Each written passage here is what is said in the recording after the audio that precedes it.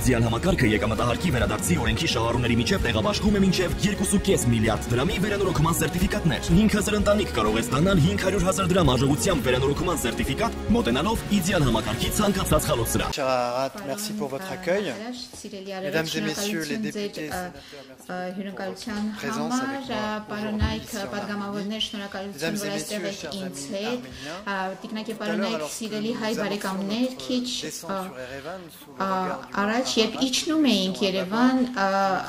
Արարատի հայացքի ներքո մտածում էի, որ ժամանակն է սիրելի Արարատ պատասխանել ձեր հրավերին եւ այցելել Երևան եւ մեծ ուրախությամբ եմ ես այստեղ գտնվում, սա իմ առաջին այցն է,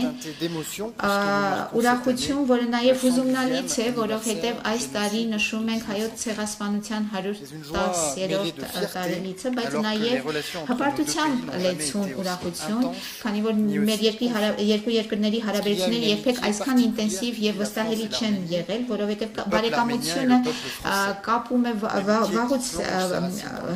Մյա բարեկամություն է մեզ կապում արմատավորված անցյալում եւ հավատարմության մեջ հավատարմություն նախ մեր համատեղ պատմությանը ահա ինչու ես շատ հուզված եմ որ քիչ հետո մասնակցելու եմ ծովական Լուի Դարտիժ Դյուֆուրնեի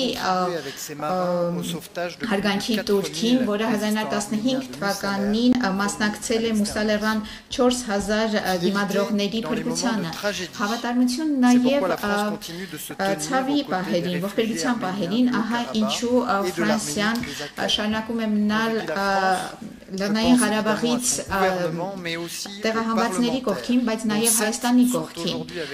Երբ խոսում եմ Ֆրանսիայի մասին, ես խոսում եմ նաև падգամավորների մասին, որոնցից 7-ը այսօր ինձ հետ են եւ քանի որ պարլամենտական դիվանագիտությունը եւս շատ կարեւոր է մեր երկկողմանի հարաբերություններում։ Ես մտածում եմ նաև համայնքների մասին եւ քաղաքացիական հասարակության, ինչպես նաև Սփյուռքի մասին, որոնք բոլորը մոբիլիզացվում են հանուն Հայաստանի, նրանք մեզ զգոն են պահում, նրանք մեզ ուղղորդում են եւ աջակցում են, ըստ շնորհակալություն եմ հայտնում նրանց։ Ես եկել եմ Հայաստանում եւս մեկ անգամ նշելու Ֆրանսիայի աջակցություն, որը Հանրապետության նախագահը ցանկացել է, որ լինի կայուն, ամբողջական եւ անխախտ։ Նախ եւ առաջ աջակցություն խաղաղության համաձայնագրին, որը դժվարին բանակցությունների միջոցով ի վերջո եկել է համաձայնության եւ ցանկանում եմ այստեղ ողջունել նաեւ վարչապետ Փաշինյանի համարձակությունը, ինչպես իմ Ոնց ինքն Մարկո Ռուբիոն է ասել, ժամանակն է այն ստորագրելու եւ այն վավերացնելու։ Ահա ինչ է սպասում Ֆրանսիան, Միացյալ Նահանգները եւ Եվրոպան։ Աջակցություն Հայաստանի սուվերենությանը, ինչպես նաեւ տարածքային ամբողջականությանը։ Հարկ է նշել նաեւ մեր պաշտպանական համագործակցությունը, լինի դա վերապատրաստումը, թե զինամթերքի տրամադրումը։ Այս ամենի նպատակն է Հայաստանին հնարավորություն տալ ապահովել իր պաշտպանությունը, իր սուվերենությունը։ Աջակցություն նաև Հայաստանի ժողովրդավարությանը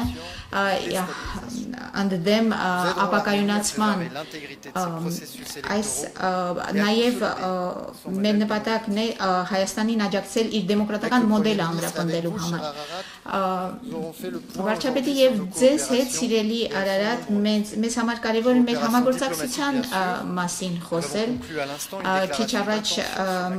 մտադրությունների հռչակագիր ստորագրեցինք մեր երկու նախարարությունների համագործակցության վերաբերյալ։ Միասին նախապատրաստում ենք նաև ապագա օրակարգը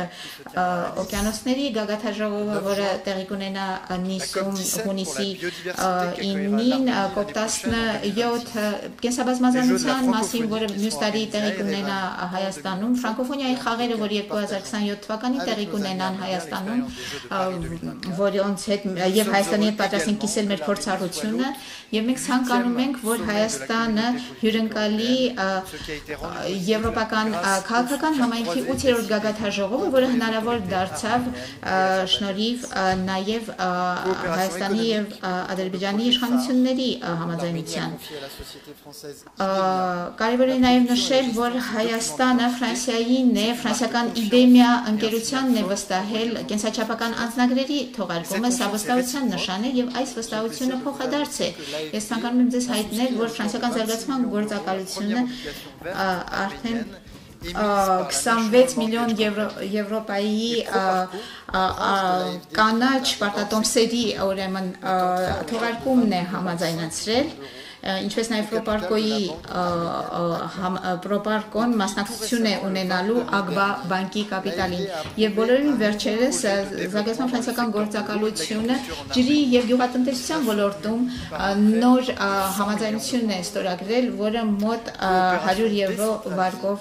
կապահովի։ Ապակենտրոնացման համագործակցության ոլորտում շուտով Գորիսում, Սյունիքում ապակենտրոնացված համագործակցության կոնֆերանս շուտով տեղի կունենա 5-րդ, սա շատ կարևոր համագործակցություն է մեր երկու երկրների հարաբերությունների միջև եւ որոնք իդեպ նախորդել են մեր դիվանագիտական հարաբերություններին։ Սա նաեւ քաղաքական նշան է,